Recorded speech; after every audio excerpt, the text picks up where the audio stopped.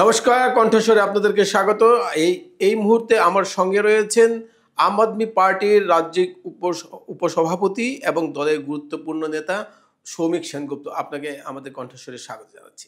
নমস্কার। নমস্কার। টানা 10 বছর দিল্লিতে আপনাদের আম আদমি পার্টির এক নতুন মডেল তৈরি হয়েছিল, যেখানে জনকল্যাণমুখী কার্যসূচি নিয়ে আপনি এগিয়ে গেছেন। এবার দল পরাস্ত, দল এবার বিরোধীর আসনে। বিরোধীর ভূমিকা কি ধরনের আপনারা পালন করতে যাচ্ছেন?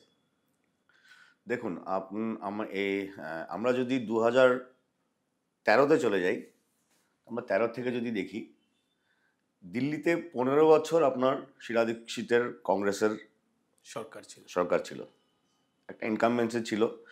আর সেই ঢেউয়ে বিজেপির একটা আশা ছিল যে এবার তারা সরকার করতে পারবে। কিন্তু আমাদের যে জনলোকপাল আন্দোলন হয়েছিল 2011-তে, আর তারপরে 2012-তে আমাদের দল তৈরি হলো, আর 2013-তে যখন ইলেকশন ছিল তখন প্রথমবার আমরা অবতীর্ণ হয়েছিলাম ওখানে। তো সেই সময় ইলেকশনে আমার মনে আছে, আমি ছিলাম ওখানে। এক্সিট পোল আমাদেরকে একটা সিটও দেয়নি, কেউ আমাদেরকে কোনো কাউন্টই করেনি, মানে ধাতব্যের মধ্যে আনেনি আমাদেরকে।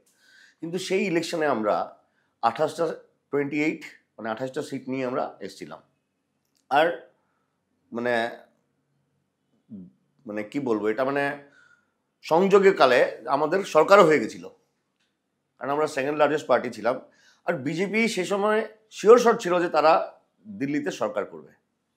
তো সেই দিল্লির ওই যে আমাদের পার্টি যে বিজেপির যে স্বপ্নভঙ্গ করে দিল 2013-তে, সেই 2013 থেকে আজকে 2025 অবধি কিন্তু না কংগ্রেস না বিজেপি দিল্লিতে কিছু করতে পারেনি। এক নম্বর কথা।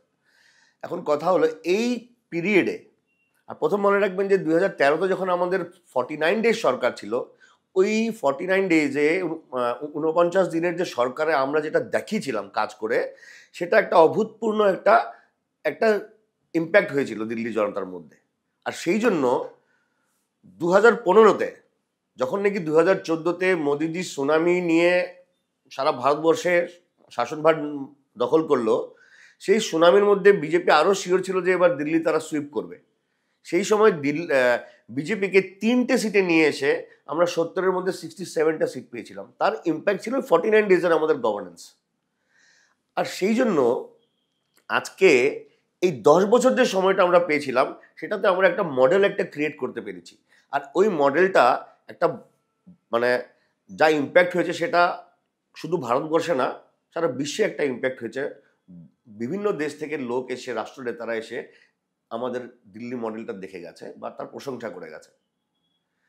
তো সেই জন্য আমরা যদি এবার দেখি যে যদিও আমরা দিল্লিতে আমাদের হার হয়েছে বা আমরা ম্যান্ডেট পাইনি আমরা, কিন্তু আমাদের কিন্তু 44% ভোট শেয়ার এসছে, যেটাতে বোঝা যায় যে দিল্লিতে জনগণ আমাদেরকে আবার ফিরিয়ে চেয়েছিল। এখন কেন আমরা সিটগুলো পাইনি সেটা একটা আরেকটা বিষয়, সেটা নিয়ে আমরা আলোচনা করবো পরে হয়তো।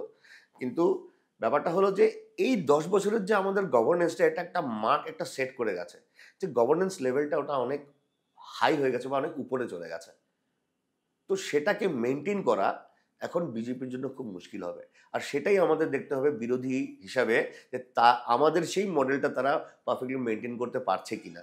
আমাদের তো অনেক বাধা দিয়েছে, আমাদেরকে অনেক কাজ করতে দেয়নি।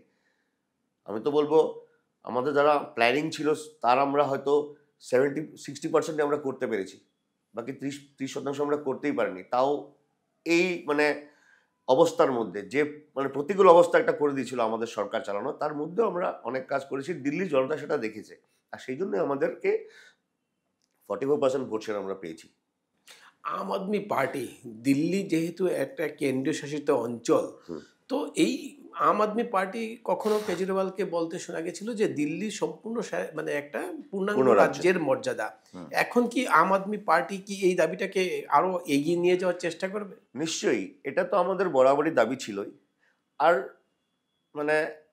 খুব হাস্যকর কথা, যখন কংগ্রেস ছিল নেতৃত্বে সরকারে, তখন বিজেপিরও দাবি ছিল, কিন্তু এটা বিজেপি উঠে পড়ে লেগেছিল দিল্লিকে পূর্ণ রাজ্য দেওয়ানোর জন্য। কিন্তু দেখুন, যখন আম আদমি পার্টি সরকার এলো, সেন্টারে বিজেপি এলো কেন্দ্রে, তারা কিন্তু করতে পারতো। আমাদের দাবি ছিল পূর্ণ রাজ্য করার, কিন্তু তারা নস্যাৎ করে দিই, এটা কোনো আমাদের কোনো অ্যাপিলই শোনেনি, এটাকে কমপ্লিট এটাকে ফিনিশ করে দিয়েছে এটা ইস্যুটাকে। তারা করতে দেয়নি আমাদেরকে, কারণ তারা জানে তাদের ওই গ্রিপটা চলে যাবে যদি পূর্ণরাজ্য হয়ে যায়। আম আদমি পার্টি একটা এত কম পাওয়ার নিয়ে, রেস্ট্রিক্টেড পাওয়ার নিয়ে যে কাজগুলো করছে, এখন যদি ফুল যদি কন্ট্রোলে এসে যায় তাহলে এদেরকে সামলানো যাবে না। তো সেই জন্য তারা করতে দেয়নি। আর আজকে আমরা দেখবো এখন যে আজকে যেসব সেন্টারেও বিজেপি সরকার, এখন তো ট্রিপল ইঞ্জিন সরকার হয়ে যাবে এখন। আজকে যদি নেক্সট এমসিডির মেয়র যদি বিজেপির হয়ে যায়, তো মানে ট্রিপল ইঞ্জিন সরকার হবে। তো ট্রিপল ইঞ্জিন সরকার নিয়ে দিল্লিতে পূর্ণরাজ্য হয় কিনা সেটা আমরা দেখবো, আর সেটার জন্য আমরা কমপ্লিট আমরা এটা প্রেশার দেবো। এটা 10 দিনের বেশি সময় হয়ে গেল যে মানে আমাদের প্রধানমন্ত্রী হ্যাঁ। এই আমেরিকা সফর শেষে মুখ্যমন্ত্রী পদপ্রার্থী কে হবেন, কে মুখ্যমন্ত্রী হবেন, তার আনুষ্ঠানিক শপথ গ্রহণ হবে, এখন পর্যন্ত মুখ্যমন্ত্রী কে হবেন সে এখন সেটাই পর্যন্ত decide ফাইনাল করবে। হয়নি। তো কেন এই দ্বিচারিতা? দেখুন, বিজেপি কিভাবে এই দিল্লির নির্বাচনটা জিতেছে সেটা একটা মানে অনেক বড় একটা কোয়েশ্চেন মার্ক এটাতে। ইলেকশন কমিশনের ভূমিকা বা কি প্রসেস নিয়েছে আজকে 3 বছর ধরে, কিভাবে ইলেকশন কমিশনকে দিয়ে বিজেপি কিভাবে জিনিসগুলো ভোটার প্যাটার্নটা চেঞ্জ করিয়েছে বা কি কি করেছে, সেটা অনেক একটা বিষয়। এটা নিয়ে আরো তথ্য বেরোচ্ছে এখন আস্তে আস্তে আস্তে আস্তে আমাদের কাছে অনেক তথ্য এসছে এখন। আপনি যদি দেখেন যে এটাকে নিয়ে বিজেপি অতটা কনফার্ম ছিল না, একটা একটা ট্রাই ছিল, একটা সাকসেস হয়ে গেছে, 2% মার্জিনে তারা সাকসেস হয়ে গেছে। এখন এই প্রিপারেশনের মধ্যে এদের মধ্যে আগে থেকেই কোনো ডিসিশন ছিল না যে কেজরিওয়ালের কন্টেস্টে বা আতিশি মার্লেনার ইয়েতে কাকে দেবে, তাদের প্রধান মুখ্যমন্ত্রীর চেহারাটা কে হবে, তারা তখনই ডিসাইড করতে পারেনি। আর এখন তো শুনেছি তাদের মধ্যে ভয়ঙ্কর ইনফাইটিং চলছে। আজকে বাসুরি স্বরাজ বলুন, আপনি প্রবেশ বর্মা বলুন, হ্যাঁ, এদেরকে নিয়ে কমপ্লিট নিজেদের মধ্যে একটা, প্লাস আমাদের Upadhyay Satish Upadhyay x BJP president দিল্লির, তিনিও আছেন এরএসএ। তো এদের মধ্যে একটা ভয়ঙ্কর চলছে, লবিবাজি চলছে। এই জন্য এখন অবধি তারা ডিসাইড করতে পারেনি। কিন্তু আশ্চর্য কথা, আমি কালকে একটা জিনিস দেখলাম, আমাদের নজরে এলো, এলজি অর্ডার দিয়েছে যমুনা সাফ করার, আর মেশিনপত্র নিয়ে এলজির সরকার মানে দিল্লি প্রশাসন লেগে গেছে যমুনা সাফ করতে। ঠিক আছে, তার মানে কথাটা কি হলো, যে এতদিন এলজি সাফ করতে, যমুনা সাফ করতে হ্যাঁ পারতো, কিন্তু তারা করতে দেয়নি। আমরা বারবার বলেছি এটা, আমাদের করতে দিচ্ছে না, আমাদের করতে দিচ্ছে না। আর আজকে দেখুন তাদের ইয়ে আসার সঙ্গে সঙ্গে যমুনা সাফাইয়ের অভিযান আরম্ভ করলে। এখন জানি না কতদূর পরিষ্কার করতে পারবে, কারণ বিজেপির তো সবসময় আমরা দেখেছি যেটা লোক দেখানোর এটাই করে, কিন্তু অ্যাকচুয়ালি কাজের রেজাল্টগুলো হয় না কিছু। তো এখন দেখা যাক, আমরাও বিরোধী হিসাবে দেখবো এখন যে কি হয়, কিরমভাবে কাজ করে, আর কিভাবে কি কি কি বেঞ্চমার্ক ক্রিয়েট করে বিজেপি। এখন আপনার বিরোধী দলে আপনারা 22 জন রয়েছেন এবং অতীশই আপনাদের বিরোধী দলের নেতা হবেন। তো আগামীতে আপনাদের এই যে ভোট আপনাদের কমে আসলো, যেখানে 52% ছিল সেখান থেকে কমে 43%-এ ডিক্লাইন হয়ে গেল, এই 44%। বিষয়গুলো আপনাদের কিরকম পর্যালোচনা হচ্ছে? দেখুন, পর্যালোচনা তো আমাদের হচ্ছে। আর একটা জিনিস আপনি দেখবেন, এটা সারা ভারতবর্ষ স্বীকার করে, যে এই দিল্লির নির্বাচনে, বা দিল্লি নির্বাচন বলে না, আজকে লোকসভা নির্বাচন থেকে বা হরিয়ানা নির্বাচন, মহারাষ্ট্র নির্বাচন বলুন, কোনো লেভেল প্লেইং ফিল্ড ছিল না, একতরফা ইয়ে ছিল। আর আম আদমি পার্টি একটা ছোট্ট দল, নতুন দল, কোনো রিসোর্সেস না থাকা নিয়ে এই একটা গলিয়াথের সঙ্গে যে ফাইটটা হয়েছে আমাদের, একটা মানে আনলেভেল ফিল্ডে, একটা যেখানে আমাদের কোনো কোনো অ্যাডভান্টেজই নেই। আমাদের একটাই অ্যাডভান্টেজ ছিল, আমাদের গভর্নেন্সের মডেল, আর আমাদের জনতার কাছে যাওয়া, গিয়ে আমাদের তাদেরকে বোঝানো, আর তাদের সঙ্গে যেটা কানেক্টিভিটি আমাদের, সেটাই আমাদের একমাত্র হাতিয়ার ছিল। কিন্তু বিজেপির আপনি দেখুন, ধনবল, লোকবল, প্রশাসনিক বল, ইলেকশন কমিশন, ইডি, সব নিয়ে একটা, আপনারা নিজেরাই ইমাজিন করতে পারবেন, আপনাদের দর্শকরা ইমাজিন করতে পারবেন কি কিরকম একটা ফাইট। একটা তার মধ্যে যে আমরা যে 44% ভোট পেয়েছি, আচ্ছা 44% ভোট পেয়েছি, 54% থেকে আমাদের 44%-এ চলে আসছে।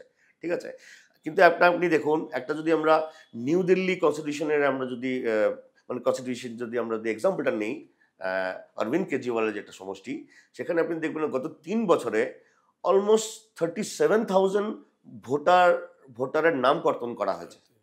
আর সে জায়গায় অলমোস্ট 5,000 নতুন ভোটার অ্যাড করা হয়েছে গত 1 বছরে। ঠিক আছে, একটা প্রসেস থাকে যে অনেকে মানে ভোটার লিস্টে চেঞ্জেস হয়, অনেকে মারা যায়, ট্রান্সফার হয়, শিফট হয়, কিন্তু এটা একটা মানে অদ্ভুত ধরনের একটা মানে ডিসক্রিপেন্সি, এই মাত্রায় কোনোদিন হয় না। আর যেখানে নাকি অরবিন্দ কেজরিওয়াল হেরেছে মাত্র 4,000 ভোটে। আরেকটা জিনিস কি হয়েছিল, যে দিল্লিতে বিজেপির যত এমপি কোয়ার্টার ছিল সেখান থেকে এভারেজে 100 থেকে 150 জন মানুষের নাম অ্যাড করা হয়েছে, এক একটা কোয়ার্টার থেকে নতুন অ্যাড করা হয়েছে। এরা সব বিজেপির ভোটার্স। সাংবিধানিক ভাবে এটা সংবিধানকে নষ্ট করে ইলেকশন কমিশনের মদতে একটা অদ্ভুত নির্বাচন, যার নির্বাচনের কোনো মানে সত্যতা নেই, কোনো ট্রান্সপারেন্সি নেই, কোনো একটা মানে বেস নেই, ফাউন্ডেশন নেই, সেইভাবে তারা জিতেছে। তো সেই হিসাবে যদি আপনারা দেখেন যে আমাদের 44% ভোট আমরা পাওয়া, আর আমরা আমরা হেরেছি ম্যাক্সিমাম সিটে আমরা 600, 500, 1000 ভোটে হেরেছি আমরা। তো এইগুলো যদি আপনারা দেখেন, তো এটাতে কিন্তু আমাদের কিন্তু হার হয়নি, দিল্লির মানুষ আমাদেরকে হারতে দেয়নি।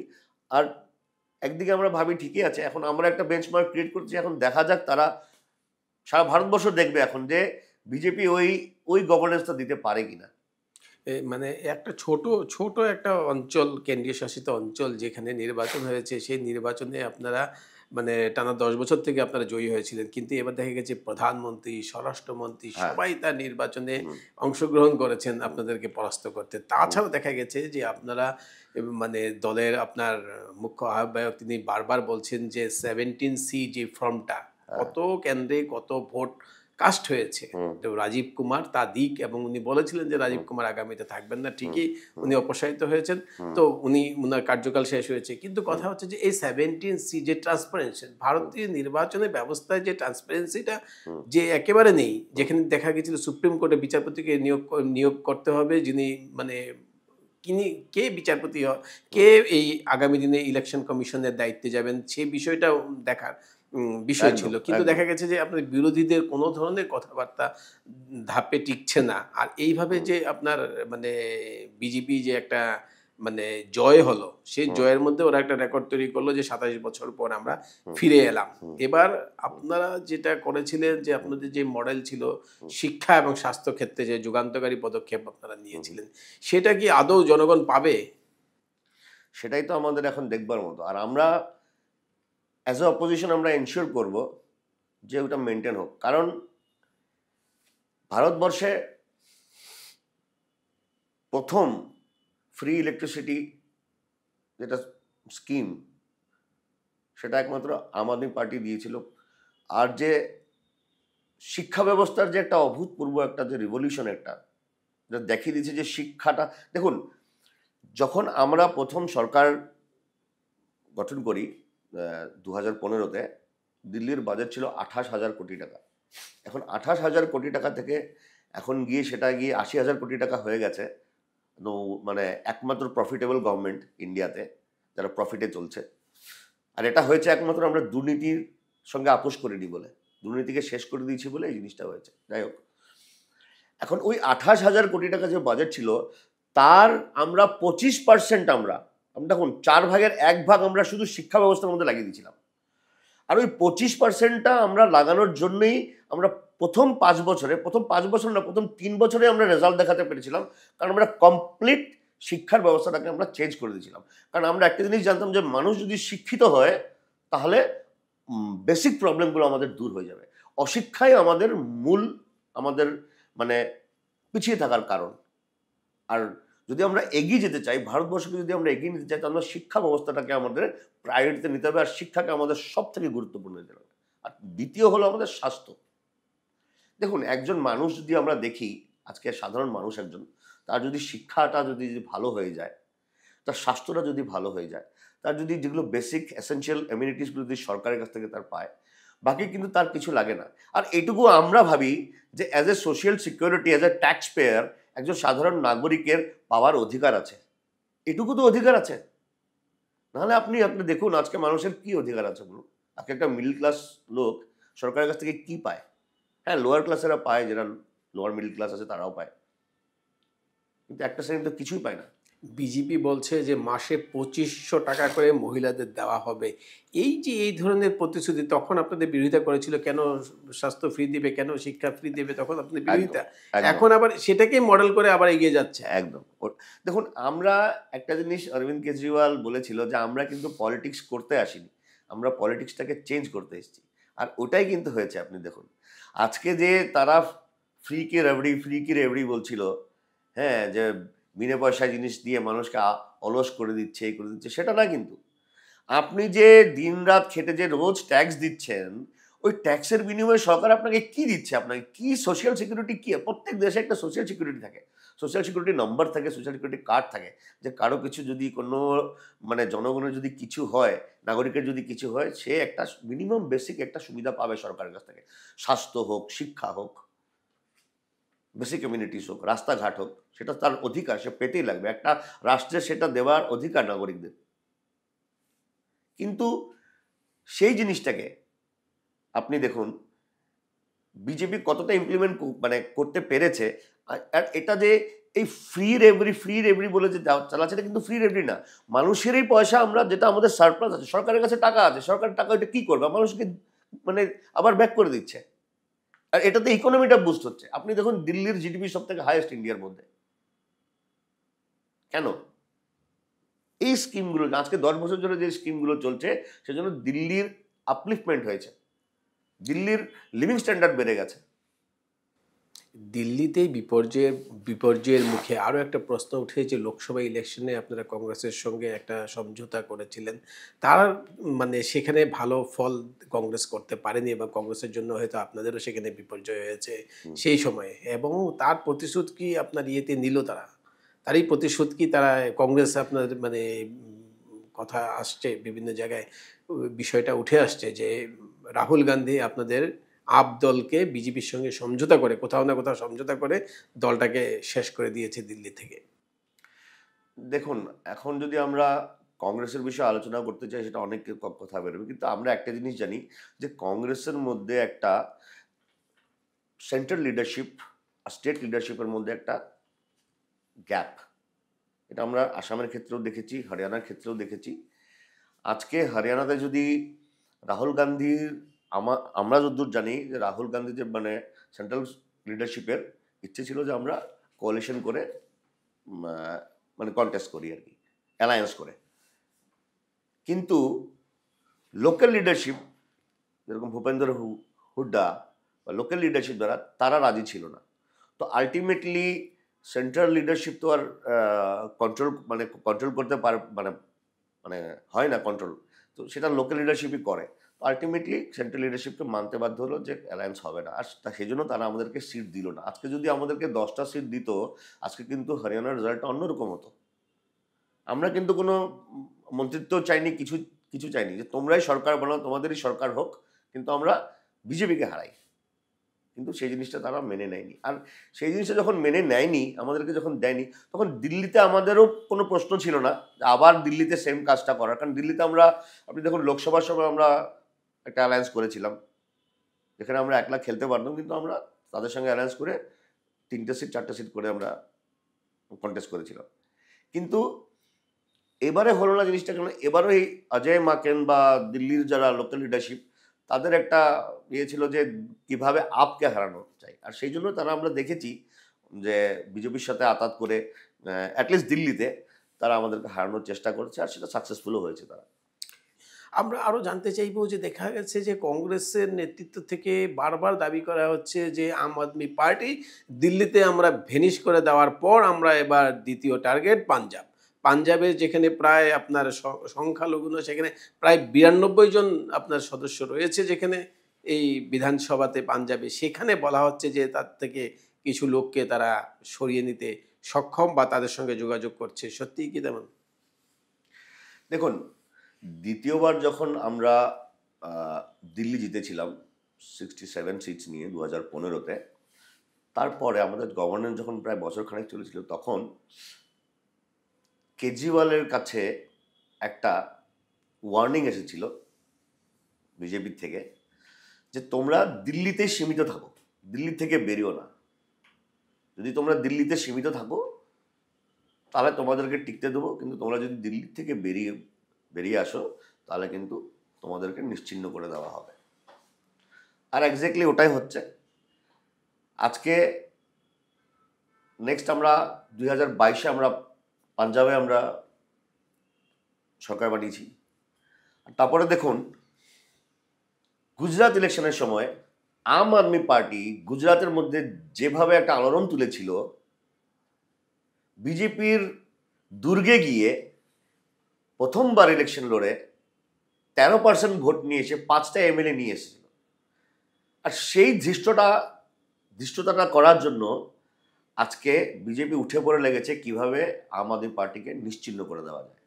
আর সেটার জন্য আপনি দেখুন আমাদের যে টপমোস্ট লিডার্স 4জন লিডারকে তারা জেলে ঢুকিয়ে দিয়েছে ফলস কেসে, একটা ন্যারেটিভ বানিয়ে, একটা সো কল্ড লিকুয়ার স্ক্যাম, যেটা নাকি আজ অব্দি একটা 25 পয়সা, একটা 5 পয়সা একটা তারা রিকভারি করতে পারেনি, একটা কোনো প্রমাণ দিতে পারেনি।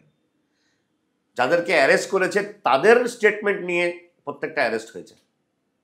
যাদেরকে অ্যারেস্ট করে জেলের ভেতর ঢুকিয়ে প্রেশার দিয়ে তাদের কাছ থেকে স্টেটমেন্ট নিয়েছে, আমি কেজরিওয়ালকে পয়সা দিয়েছি, আমি অমুককে পয়সা দিয়েছি। তারাই আবার পরবর্তীতে দেখা গেছে বিজেপিতে ফিরে এসেছে, তারাই আবার বিজেপিতে ইলেকট্রাল বন্ড কিনেছে। হ্যাঁ, তাদের কাছ থেকে আবার ইলেকট্রাল বন্ড কিনেছে। তো এটা সবাই মানে বুঝতে পারছে জিনিসটা, দেশের জনগণ। আর ওই সিস্টেম ওইভাবে তারা সিস্টেমেটিক্যালি আমাদেরকে শেষ করে দেওয়ার চেষ্টা করছে। আমাদেরকে দিল্লিতে কোনো কাজ করতে দেয়নি। দিল্লিতে যখন আমরা সুপ্রিম কোর্টে গিয়ে আমরা 3 বছর লড়াই লড়ে আমরা যে সার্ভিসেসটা যেটা আমরা আমাদের আবার হাতে মানে এখতিয়ারে নিয়ে এসেছিলাম, সেটাকে একটা ইমিডিয়েটলি 2 দিন পরে সুপ্রিম কোর্টের অর্ডারকে নস্যাৎ করে তারা একটা বিল এনে এলজিকে তারা ফুল পাওয়ার দিয়ে তারা কমপ্লিট দিল্লি গভর্নমেন্টের ফাংশনিং বন্ধ করে দিয়েছে। দিল্লির মুখ্যমন্ত্রী একটা চাপরাশিকেও ট্রান্সফার করার অধিকার নেই, এলজি করতে দেয় না। পশ্চিমবঙ্গেও আমরা দেখতে পেরেছি একই, এবং পশ্চিমবঙ্গে তৃণমূল কংগ্রেস আপনাদের এই নির্বাচনে শরিক ছিল, এবং পশ্চিমবঙ্গে বিরোধীদের মানে আটকানোর জন্য এই ধরনের ষড়যন্ত্র কিন্তু চলছিল। আমরা যদি আরও পিছিয়ে গেলে দেখা যাবে যে ভারতবর্ষে কিন্তু এই ধরনের যে নন কংগ্রেস গভর্নমেন্ট যত ছিল সবগুলোকে কিন্তু ডিস্টেবিলাইজ করার জন্য কিন্তু একটা মানে আপনি ইন্টারনাল ফোর্সে বলুন আর বাইরের ফোর্স বলুন কিন্তু খুব সক্রিয়। আমরা দেখেছিলাম যে পুরুলিয়াতে আর্মস ড্রপ, আসামে আপনার রাষ্ট্রপতি শাসন দেওয়া, প্রফুল্ল মহন্তের নির্বাচিত সরকারকে উৎখাত করেন। এই ধরনের ষড়যন্ত্র কিন্তু সেই মানে সেই সময় থেকে দেখা গেছে কংগ্রেসরা করে আসছিল, এবং আজকেও আবার দেখা যাচ্ছে। এখন আবার যেটা আপনার কথা সামনে এসেছে যে জো বাইডেন প্রশাসনকে কারা হাত দিয়েছিল, কারা তার হাত শক্ত করেছিল, সেটাও কিন্তু প্রশ্ন উঠছে যে জো বাইডেন যে প্রশাসন সে সব জায়গাকে গুলোকে বাংলাদেশকে শুধু ইউএস এইড দিয়ে নয় ভারতেও তারা এই ধরনের কার্যকলাপ তারা করেছিল।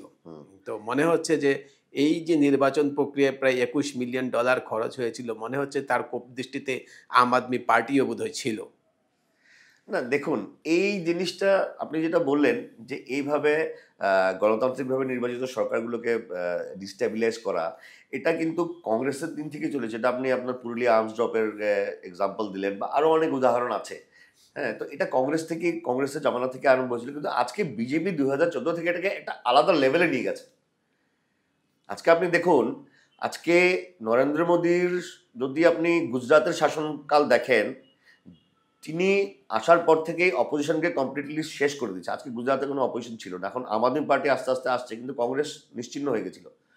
গুজরাতে একচ্ছত্র একটা সিস্টেম ছিল, মানে শাসনকালের একতরফা জিত হতো একটা পার্টির, কোনো অপোজিশন ছিল না।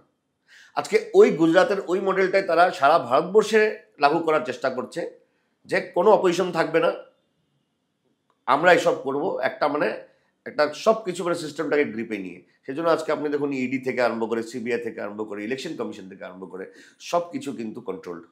প্রত্যেকটা ইনস্টিটিউশনকে সিস্টেমেটিক্যালি ডিস্ট্রয় করে দেওয়া হয়েছে। তো এটা কিন্তু গণতন্ত্রের জন্য মানে ভালো না। এটা আমাদের ভবিষ্যতের জন্য ভালো না, দেশের জন্য ভালো না। আজকে যে মূল্যবোধ ছিল আজকে লাল বাহাদুর শাস্ত্রীর সময়কার বা জওহরলাল নেহরুর সময়কার, হ্যাঁ, যে একটা মূল্যবোধের একটা ছিল, সেগুলো আজকাল নেই। আজকাল পলিটিক্সের যেটা নোংরামের মাত্রাটা মানে লিমিট ক্রস করে গেছে। আমরা দেখি এগুলো, আমরা প্রায় দেখি, কিন্তু তার মধ্যেও একটা আশা যে কিভাবে এটাকে ঠিক করা যায়, কারণ দেশটা তো আমাদেরই দেশ, আর আমরা না করলে আর কে করবে? তো সেই জন্য আমাদেরকে কেউ তো বেরিয়ে আসতে লাগবে, তো সেইভাবে আমরা চেষ্টা করছি। আর এই জিনিসটাতে চলছে। আপনি আজকে দেখুন, আজকে মমতা ব্যানার্জিও আজকে একটা সুন্দর স্টেটমেন্ট দিয়েছে। তিনি বলেছেন ওদিন যে এই যে জিনিসটা চলছে, এটা হরিয়ানা থেকে আরম্ভ হয়েছে, মহারাষ্ট্রে আমরা দেখলাম ভোটার বাড়ানোর, ভোটার অ্যাড করার মানে এটা, আর আমরা এটা দিল্লিতেও দেখলাম। আর আমরা খবর পেয়েছি এখন প্রত্যেকটা সমষ্টিতে সব বাবুরা এসে এসে বসে আছে আর জিনিসটা করছে, কিন্তু বাংলাতে আমরা হতে দেব না এটা। তিনি যেটা বলেছেন যে এটা বাংলাতে এটা হতে দেবো না। আর মনে রাখতে লাগবে যে বাংলা একটা এরকম জায়গা যেখান থেকে নাকি ভারতবর্ষের স্বাধীনতা সূত্রপাত হয়েছিল আন্দোলনের, আর বাংলাতে এই জিনিসটা হতে দেবে না, গণতন্ত্র বজায় রাখবে। তো সেটাই আমাদের আশা। এখন কয়েকজন আছে আমাদের মানে ভারতবর্ষে যারা এখনো চেষ্টা করে যাচ্ছে, অরবিন্দ কেজরিওয়াল একজন, মমতা ব্যানার্জি একজন, লেনিন একজন, তো তারা চেষ্টা করে যাচ্ছে, কিন্তু জানি না এখন এই দানবীয় শক্তির সঙ্গে কতটা যুঝ দিতে পারবো। আর জনতার এটার জন্য একটা রিপারকেশন দরকার, মানুষ এখন বুঝতে পারছে আস্তে আস্তে। তো আমরা আশাবাদী হয়তো এই জিনিসটা, কারণ এই অন্ধকার থেকে একদিন আমরা মুক্তি পাবোই, আর মানে সকাল হবেই। যেখানে দেশের জিডিপি আপনার মানে 7 পয়েন্টে পৌঁছায় না, 8 পয়েন্টে পৌঁছায় না, সেখানে দলীয় পতাকাকে তুলে ধরার জন্য মানে এই যে প্রচেষ্টা, এই প্রচেষ্টা মানে একদিকে কিন্তু বেকারের সমস্যা বেড়ে চলছে। যদি জিডিপি 8 পয়েন্ট ক্রস না করে তাহলে বেকার সমস্যা বাড়তে থাকবে, বাড়ছে, এবং অনাহারে অনিদ্রায় প্রচুর মানুষ মারা যাচ্ছে, রিপোর্টেড আনরিপোর্টেড। আসামে হোক, ত্রিপুরায় হোক, বিভিন্ন জায়গায় অরাজকতার মাত্রা দেখুন না, আপনি কুম্ভ মেলার ঘটনাগুলোই দেখুন।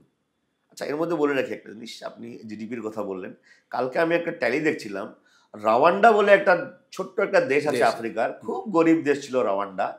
রাওয়ান্ডার জিডিপি এখন কনস্ট্যান্ট 7.8%, 7.8%, 7.10%, আমাদের থেকেও বেশি।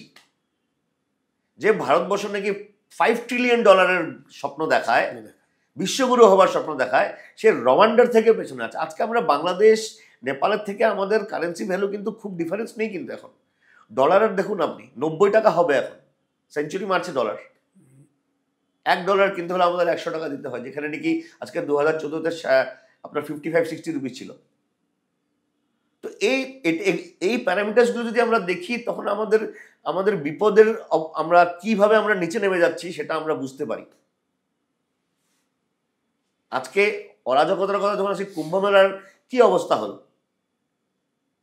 কোনো মিডিয়াতে কোনো তার ইয়ে নেই, কমপ্লিট মিডিয়াতে ব্ল্যাক আউট, অথচ কিন্তু হাজার হাজার কি অপব্যবস্থা। আমি তো শুনেছি সেখানে 30টা পন্টুন গেট বানানো হয়েছিল, তার মধ্যে 25টাই ভিআইপিদের জন্য ব্লক করে রাখা হয়েছে, আর 5টা খালি জনগণ। এই হাজার হাজার কোটি কোটি লোকের জন্য খালি 5টা, আর ভিআইপিদের জন্য 25টা করে রেখেছে। তো এটাই নাকি ধর্ম? এটাই নাকি কুম্ভ মেলার ইয়ে, যেখানে যার পয়সা আছে তারাই সুখে স্বাচ্ছন্দ্যে ধর্ম পালন করতে পারবে, আর যারা গরিব আছে, যাদের পয়সা নেই, তারা পদপিষ্ট হয়ে মারা যাবে। সাধারণ যাত্রীরা তো রেলেই যাচ্ছে, তো সাধারণ যাত্রীদের ক্ষেত্রে দুর্ভোগ পোহাতে। ট্রেনের অবস্থা দেখুন, এই ট্রেন ভাঙচুর হচ্ছে, ট্রেনে যাবার থেকে তিল ধারণ করবে। কেন এগুলো দিতে পারতো না? আমাদের কি বগির অভাব আছে? বগি লাগিয়ে দাও, খুব লাগিয়ে দাও, এক্সট্রা ট্রেন দাও, মানুষদেরকে একটু সুবিধা দাও। কি মানে প্যাথেটিক অবস্থা ট্রেনগুলোর। কিন্তু এর দায়িত্ব তো কেউ নিতে অস্বীকার, কেউ তো দায়িত্ব নিচ্ছে না। আমি তো ওদিন রাজনাথ সিংজি আর কার একটা ইন্টারভিউ দেখলাম, সেখানে বলছে, যেখানে সাংবাদিক জিজ্ঞেস করেছে যে এরকম ঘটনা ঘটছে, রেলমন্ত্রী কি ইস্তফা দেবে না? তখন বলছে এটা ইউপিএ সরকার না, এটা এনডিএ সরকার, এনডিএ সরকার এগুলো হয় না।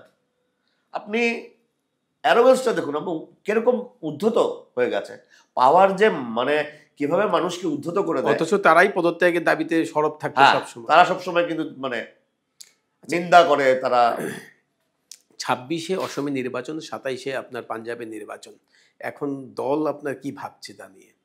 দেখুন, আমাদের এখন মেইন উদ্দেশ্য হলো আমাদের পাঞ্জাবে যেটা, দেখুন পাঞ্জাবে মানে অনেক অসুবিধা হচ্ছে আমাদের প্রায় 60,000 কোটি টাকা সরকার থেকে দিচ্ছে না আমাদেরকে, অনেক স্কিমগুলো সেখানে আমাদের এগেনস্টে আরম্ভ করবে। কিন্তু একটা সুবিধা আছে কি, পাঞ্জাব যেহেতু কতগুলো আমাদের লিবারেশন আছে, পাওয়ারটা একটু বেশি একটা মানে মানে ফুল স্টেটের। তো সেখানে আমরা একটু একটু করে আমরা করতে পারছি, কিন্তু যে হিসাবে ধার রেখে গেছে প্রায় 4 লাখ কোটি টাকার ধার আছে পাঞ্জাবের উপর, সেটাও আমাদের একটুখানি প্রেশার দিচ্ছে। তবু আমরা চেষ্টা করছি, এখন দেখা যাক। আমরা তো নিজের কাজ করে যাব, কিন্তু এখন এই একটা অদ্ভুত একটা মানে অশুভ শক্তি যেভাবে আরম্ভ করে দিচ্ছে, শেষ করে সেটাকে পরাস্ত করে দেখি আমরা করতে পারবো। কিন্তু আমাদের মেইন উদ্দেশ্য হলো এখন আরও 2-3টে স্টেটে আমাদের এক্সপান্ড করার, এবং তার মধ্যে আসামও একটা আমাদের ইয়েতে আছে। আসামে 26-এ ইলেকশন আছে, তো এখানে আমরা জোরদারভাবে করব। আর আসামের মধ্যে আমরা দেখেছি যে মানুষের মধ্যে ভেতরে ভেতরে অনেক অনেক অনেক একটা আপের প্রতি একটা সহানুভূতি আছে বা আপের প্রতি একটা সমর্থন আছে। আমরা গতবার ডিব্রুগড় কনস্টিটিউন্সিতে আমরা প্রায় 10%-এর মতো ভোট পেয়েছিলাম। তো সেগুলো দেখে আমরা আশাবাদী। আর হয়তো আসামেও আমরা জোরদার করে এবার একটা মানে চেষ্টা করবো একটা। মানে কেজরিওয়ালের মদ মদ দুর্নীতি প্রসঙ্গ, শীষ মহল তৈরি, এই সমস্ত বিষয়গুলো দেখার পর অসমে যে মানে যে ভোটাররা রয়েছে আপনার দের ইন্টারাকশন হতে থাকে, তো কি মনে হয় তারা এই বিষয়গুলো নিয়ে কি কেমন চর্চা করে বা আপনাদেরকে কি ধরনের প্রশ্ন করে? দেখুন, মানুষের মধ্যে যখন গিয়ে আমরা বোঝাই, যখন আমরা দেখাই, তখন অনেক মানুষ বোঝে। আর আর মানুষ, আর বেসিক্যালি আপনি যদি দেখেন আজকাল যেটা নতুন জেনারেশন, তারা কিন্তু খুব টেক স্যাভি। তারা আজকাল স্মার্টফোন ক্যারি করে, তারা সব দিক দিয়ে নিউজ পায়, তারা সব খবরাখবরই রাখে।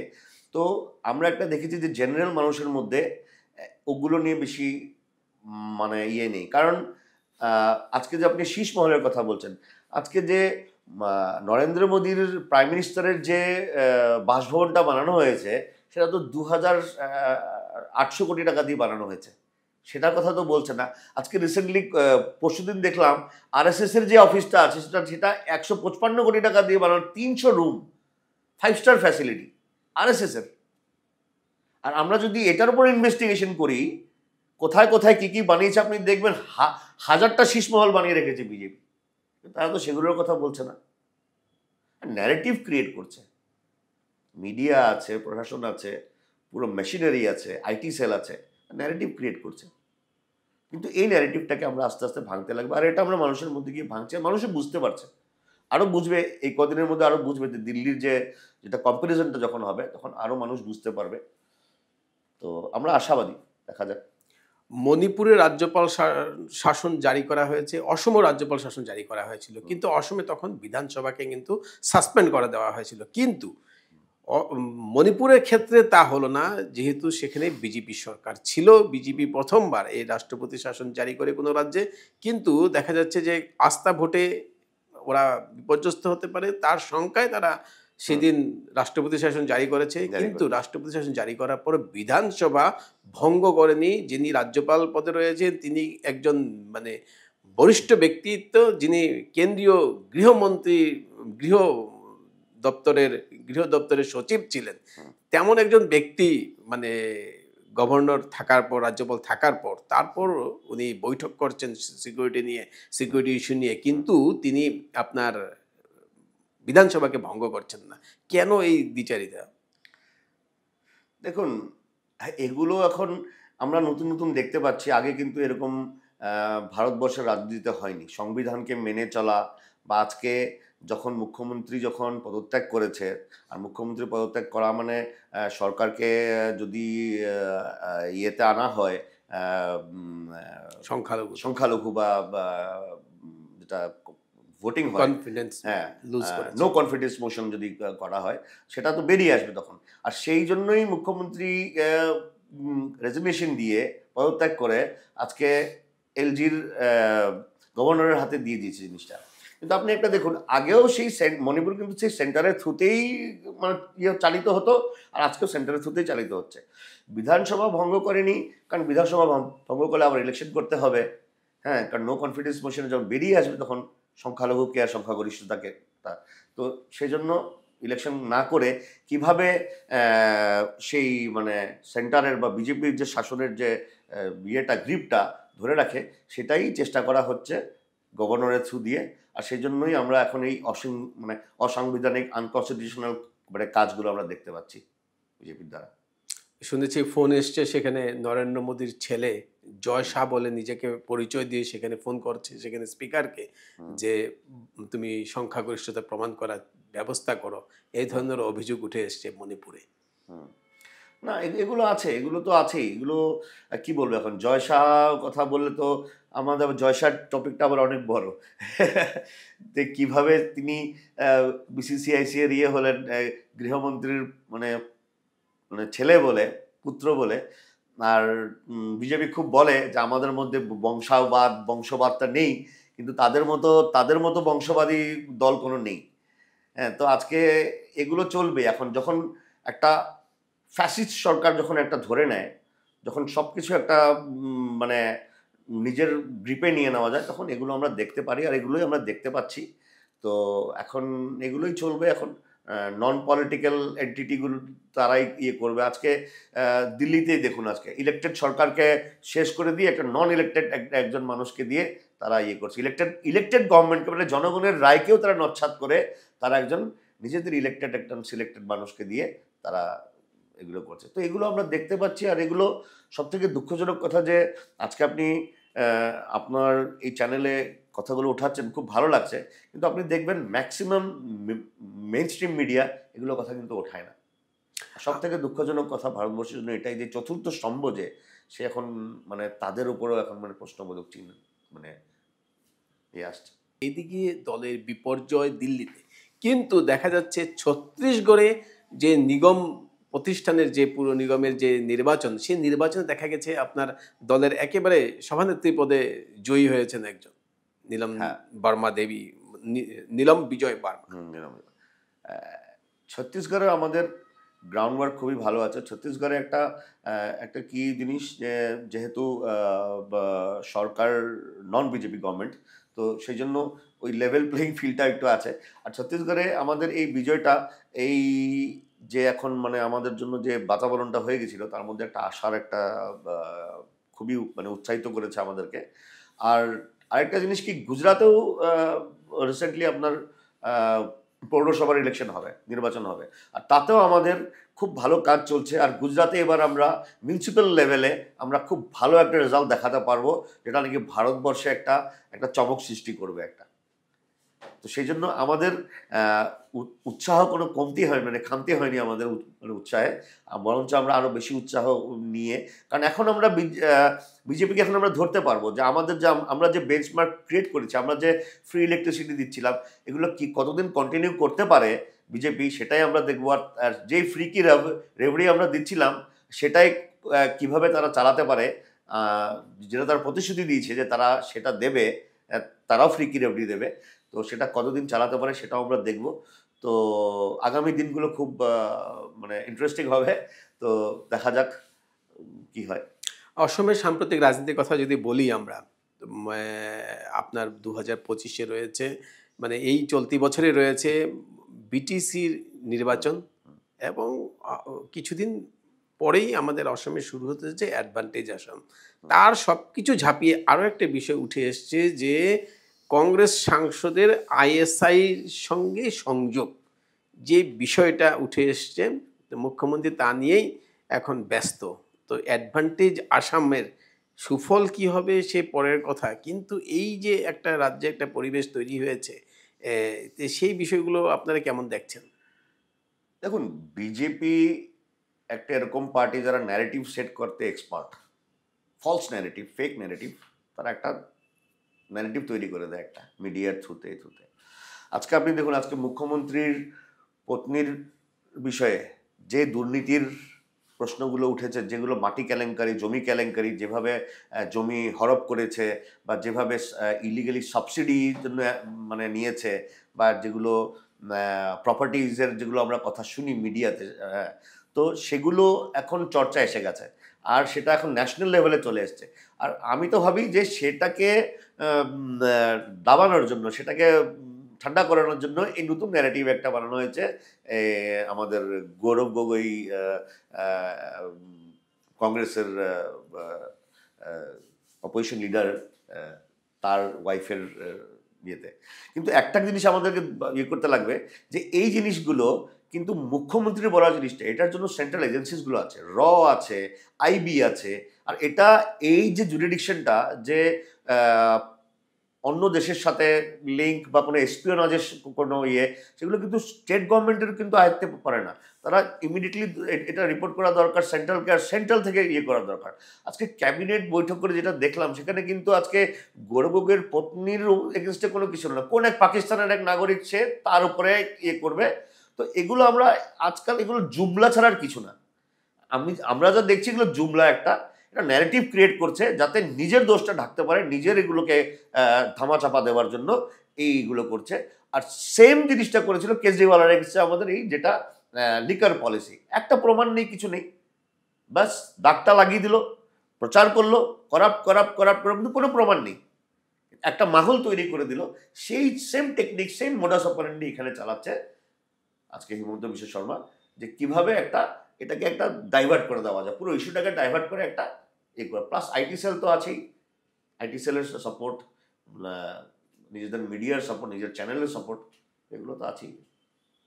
মানে এই যে আইএসের সঙ্গে সংযোগের যে বিষয় রয়েছে, এই ধরনের বিষয়গুলোকে সামনে রেখে যদি মুখ্যমন্ত্রী এগিয়ে যায়, তাহলে লোকেরা বলছে যে 2026-এ কিন্তু এই বিজেপি থাকবে না, হেমন্ত বিশ্ব শর্মার মুখ্যমন্ত্রীর মুখ থাকবে না অসমে।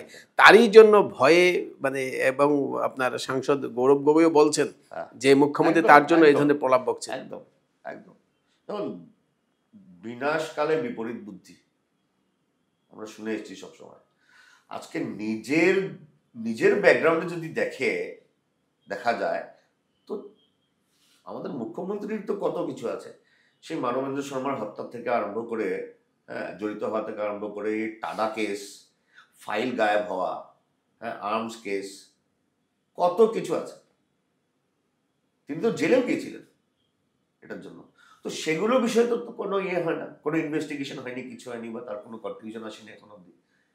তো সেগুলো তারপরে তো এটা তো আপনার ক্রিমিনাল ব্যাকগ্রাউন্ড। আমি যদি তারপরে স্ক্যামের কথা যদি Saradha scam, Louis Berger scam, NC Hill scam, তো মানুষ তো দেখছে এগুলো, আসামের জনতা তো দেখেছে এগুলো। তো আজকে ওই জিনিসটাকে কভার আপ করার জন্য আজকে একটা নতুন টপিক দিয়ে করে যে আমার তো গায়ে দাগ আছেই, এর গায়েও দাগ লাগিয়ে দাও, এই টেকনিকে জিনিসগুলো চলছে। তো মানুষ বুঝতে পারছে, আর মানুষ এখন বুঝে গেছে। আর আপনি যেটা বললেন 2026-এ এরকম চলবে না, আর মানুষ অ্যাকচুয়ালি বিরক্ত হয়েছে। তো সেটা নিশ্চয়ই সেটার মানে প্রতিফলন দেখা যাবে 26-এ। অ্যাডভান্টেজ আসাম করার জন্য মুখ্যমন্ত্রী দেশ বিদেশে ঘুরে এসছেন, তার মন্ত্রীরাও ঘুরে এসছেন। কিন্তু দেখা যাচ্ছে অসমের যাদের মানে যে ব্যবসায়ী গোষ্ঠীরা রয়েছে, তারা দেখা যাচ্ছে যে একেবারে দোকান ব্যবসা যা করছে সেইভাবে চলছে না, আগের তুলনায় চলছে না। কেননা এখানে তাদের বাজারে দেখা যাচ্ছে। সেই মুহূর্তে অসমের কৃষিকে, অসমের খনিজ সম্পদকে, অসমকে শক্তিশালী করে তোলার জন্য যে প্রচেষ্টা যদি বিদেশিদের হাতে দিয়ে দেয়, কিছুদিন আগে শোনা গেছিল যে শুকর পালার দায়িত্ব ইন্দোনেশিয়াকে দিয়ে দেবে, গুয়াহাটিতে ফ্লাড হবে সেটা দেখবে নেদারল্যান্ড। যদি মানে অসমের যে মানব সম্পদের উন্নয়নের কাজগুলো যদি অন্যকে দিয়ে দেওয়া হয়, এইভাবে কি দেশের বিকাশ হতে পারে? কালকে তো একটা সংবাদ মাধ্যমে খবর পেলাম যে গুয়াহাটিতে যে রিং রোডটা হবে, সেই রিং রোডটাও কোনো গুজরাটের এক কোম্পানিকে দিয়ে দেওয়া হয়েছে, যেটার জন্য তাদেরকে সরকার 5,000 কোটি টাকাও দেবে বানাতে, তারা বানাবে। আর তারপরে তারা 4টে টোল গেট লাগাবে গুয়াহাটিতে এন্ট্রির জায়গায়। আর তারা সেটাকে 30 বছর ধরে তারা সেটাকে কন্ট্রোল করবে, 30 বছর তারা করবে। এটা কি ধরনের ডিল আমি বুঝতে পারলাম না। পয়সাও সরকার দেবে, গুজরাটের কোম্পানি বানাবে, আবার টোল লাগাবে, 4টে টোল গেট লাগাবে, গুয়াহাটিতে ঢুকলে 4 দিক থেকে টোল দিতে লাগে। আর তারা সেটা 30 বছর ধরে তারা সেটা কন্ট্রোল করবে, মালিকানা ভোগ করবে তারা। তো এই হচ্ছে আসামের অবস্থা। প্রত্যেক 15 দিন পর 1,000 কোটি 1,500 কোটি টাকা ধার নিচ্ছে। আজকে যে কয়েকদিন আগে যে নমামি ব্রহ্মপুত্র হয়েছিল, তার রেজাল্টে কি আমাদেরকে দেখা লাগে, সেটার উপরে একটা হোয়াইট পেপার আমাদেরকে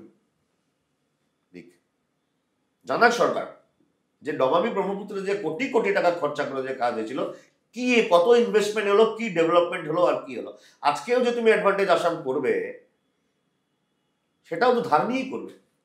ধারের পয়সা দিয়ে তুমি ভোজ ভোজ লাগাবে, মানুষকে খাওয়াবে, আর সেই ধারগুলো কিন্তু আমাদের পাবলিককে মারতে লাগবে ট্যাক্সের থ্রুতে, তেলের দাম বাড়িয়ে, টোল লাগিয়ে।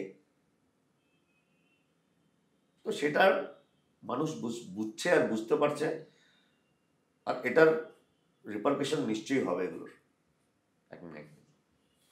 এই যে অসমে যে অলরেডি আপনার লোকেরা বলে যে মহিলাদেরকে এগিয়ে দিয়ে নিজে যেভাবে আপনার অরুণোদয় প্রকল্প, বিভিন্ন প্রকল্প তৈরি করেছেন, সেইগুলোই তার ভোট ব্যাংক। সেই ভোট ব্যাংকের জাদুতে এই আসামে আবারও বিজেপি সরকার ফিরে আসবে। কংগ্রেসের সময়ও তিনি এই ধরনের ভোট ব্যাংক তৈরি করেন, তখন শিপিনীদের সুতা দেওয়া, সাইকেল দেওয়া, এই ধরনের বিভিন্ন প্রকল্প মুখ্যমন্ত্রীর হাতে থাকেই। এবং এখন 1 লাখ লোকের নিযুক্তির কথা বলেছেন, সেটাও তিনি সম্পূর্ণ করেছেন। দুদিন পর পরই আপনার অনুষ্ঠান করে এই ধরনের নিযুক্তি দিচ্ছেন। তো সেই ক্ষেত্রে তো পজিটিভিটি আছে মুখ্যমন্ত্রী জনকল্যাণ তিনি কাজ। তো বলেছিলেন যে 2 লাখ করে ইয়ে দেবে, এমপ্লয়মেন্ট দেবে। তো কোথায় গেল? 1 লাখই দিয়েছে। তাও সেটা যদি আমরা অনুধাবন করি, তার মধ্যে অনেক কিছু বেরোবে। সে 1 লাখ কি করে হলো? এখন তো দেখছি যে আগে সরকারি চাকরি পেলে আমরা জানতাম অমুকে চাকরি পেয়েছে। আজকাল তো ঘটা করে মানুষকে দেখিয়ে সে চাকরি দিচ্ছে, সেটা দেখাচ্ছে। যাই হোক, এগুলো করছে, প্রপাগান্ডা করুক, কোনো ইয়ে নেই। কিন্তু কথাটা হলো, আজকে এই যে ধার নিয়ে অরুণোদয় স্কিম দিচ্ছে, আর অরুণোদয় তো 100% সবাই পাচ্ছে না, না, একটা পার্সেন্টেজই পাচ্ছে। আর বেশিরভাগ যারা অ্যাফিলিয়েটেড টু বিজেপি, তাদের কর্মকর্তা, তাদের ইয়ে, তারাই, আপনি যদি ভালো করে দেখেন গ্রাউন্ডে, আমরা তো দেখি, ঘুরি, তারাই পাচ্ছে, সিলেক্টেড, একদম সিলেক্টিভ লোক। এখন এই ধার নিয়ে যেটা দিচ্ছে, এটা কদিন কন্টিনিউ করবে এই ফ্রি স্কিম? এবং স্যালারি দিতে পারছে না। এখন সরকারি কতগুলো দপ্তরে টিচারদের এখন স্যালারি মানে আটকে রেখে দিয়েছে, স্যালারি দেওয়ার পয়সা নেই সরকারের। তো এই যেটা সাইকেলটা চলছে ধার নিয়ে, এটা বেশি দিন টিকবে না, it will collapse one day. Collapse করবেই, কারণ আমাদের আয় কিছু নেই, আমাদের রেভিনিউ কম। আসামে যেহেতু এত পোটেনশিয়াল আছে, কিন্তু আমাদের রেভিনিউ কিন্তু অনেক কম। আজকে অন্যান্য স্টেটের থেকে আমাদের রেভিনিউ জেনারেশন অনেক কম। আমরা বেশিরভাগ সেন্টারের মানে ইয়েতেই থাকি, আমরা গ্রান্টেই থাকি, আমাদের তাদের ইয়েতেই আমরা কাজ করি।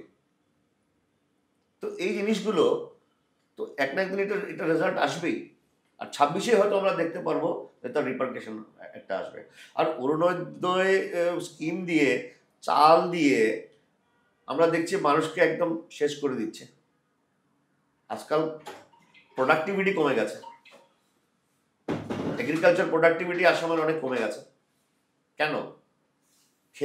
ক্ষেত পাথর, মানে ক্ষেত হচ্ছে না ভালো করে, মানে ইয়ে হচ্ছে না। তো এইগুলোর লং টার্ম যেটা এফেক্ট, সেগুলো আমরা দেখতে পারবো। আর যখন আসবে খুব মানে খুব খুব খারাপভাবেই দেখতে পারবো আমরা জিনিসগুলো।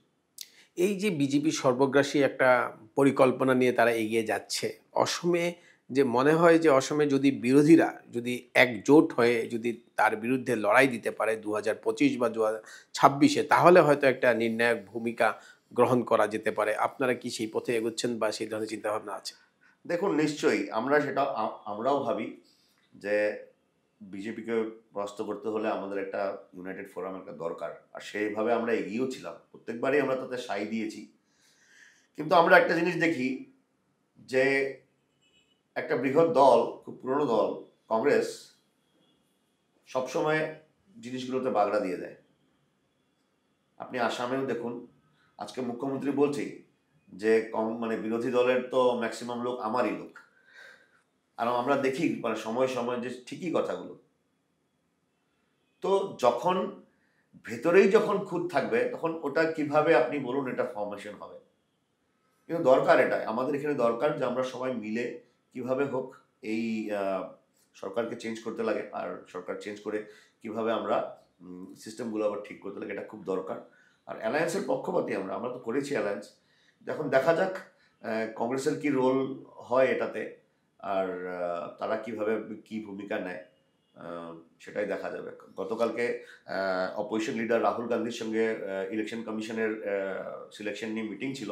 তাতে আমরা দেখলাম রাহুল গান্ধী একটা স্ট্রং স্ট্যান্ড নিয়েছে যে যেটা নাকি অধীর সরকারটা অধীর চৌধুরী অধীর চৌধুরী ছিল আগে, তিনি নিতে পারেননি, সেই জন্য রাকেশ কুমারের অ্যাপয়েন্টমেন্টটা সাকসেসফুল হয়েছিল। তো এবারে ভালো হয়েছে, রাহুল গান্ধীর একটা সলিড একটা স্ট্রং স্ট্যান্ড নিয়ে বলেছে যে আমরা এখন এই মিটিংয়ে হবে না, সিলেকশন হবে না, আগে সুপ্রিম কোর্টের রায় আসুক তারপরে আমরা এটা করব। তো সেই জিনিসটা খুব মানে মানে ভালো লেগেছে বা আমরা আশাবাদী। তো এইভাবে যদি আমরা সবাই মিলে যদি আমরা মানে এক হয়ে যদি আমরা একটা কালেকটিভ একটা যদি আমরা প্রেশার দিই, নিশ্চয়ই আমরা এই জিনিসটা থেকেই আমরা বেরোতে পারবো। আপনি মুখ্যমন্ত্রী যে কথাটা বলেছিলেন তা কিন্তু সত্যি, যে মুখ্যমন্ত্রী বলেছেন তার নিজের লোকরা রয়েছে। আমরা দেখতে পেয়েছি কংগ্রেস দলে কিন্তু কিছু বিধায়করা রয়েছেন যারা বিজেপিকে সমর্থন করছেন, বিজেপির এজেন্ডায় চলছেন, কিন্তু তারা কংগ্রেসে নমিনেটেড, কিন্তু তাদেরকে দল থেকে এক্সপেলও করা হয়নি। এই ধরনের নজির ভারতবর্ষে বোধহয় এই প্রথম। একদম অসমে এই ধরনের বিষয় চলছে। দেখুন মানে এখন জিনিসটা কি হয়, মানে সবারই, আর মুখ্যমন্ত্রী যেহেতু কংগ্রেস থেকে আসা বা মুখ্যমন্ত্রীর যে টিম, আজকে আপনি দেখুন ম্যাক্সিমাম যে মানে আসাম সরকারের যারা আছে মন্ত্রীরা, তারা কিন্তু সব কংগ্রেস থেকে আসা, আর কংগ্রেস থেকে এসে তারা, তো তাদের সেই লিঙ্কগুলো আছে এখনো।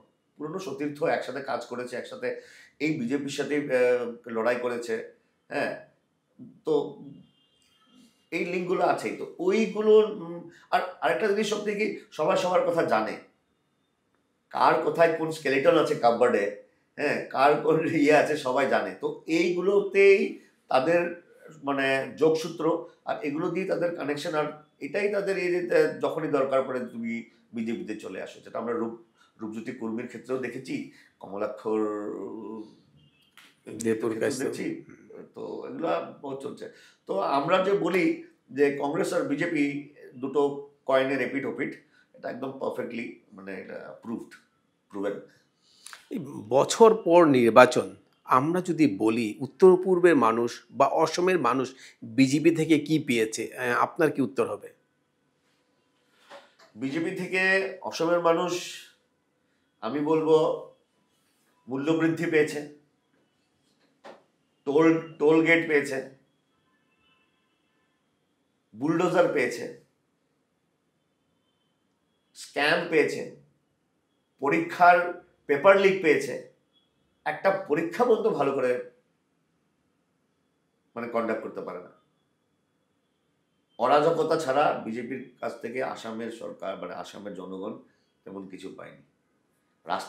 রাস্তাঘাট হচ্ছে এটা প্রত্যেক সরকারের দায়িত্ব, রাস্তাঘাট করা, সেটা করেছে, কিন্তু বাকি যা দিয়েছে, যে ট্যাক্সের বোঝা, যে মূল্য বৃদ্ধি, যে অরাজকতা, যে ইনসিকিউরিটি, সেটা ছাড়া বিজেপির কাছ থেকে কিছু পায়নি। আমরা অনুষ্ঠান এখানে শেষ করলাম। অনুষ্ঠানে আসার জন্য সৌমিক সেনগুপ্তকে অজস্র ধন্যবাদ দিচ্ছি। কণ্ঠস্বর দেখতে থাকুন আপনারা, কণ্ঠস্বর এনি নিউজের এই বিশেষ অনুষ্ঠান। ধন্যবাদ।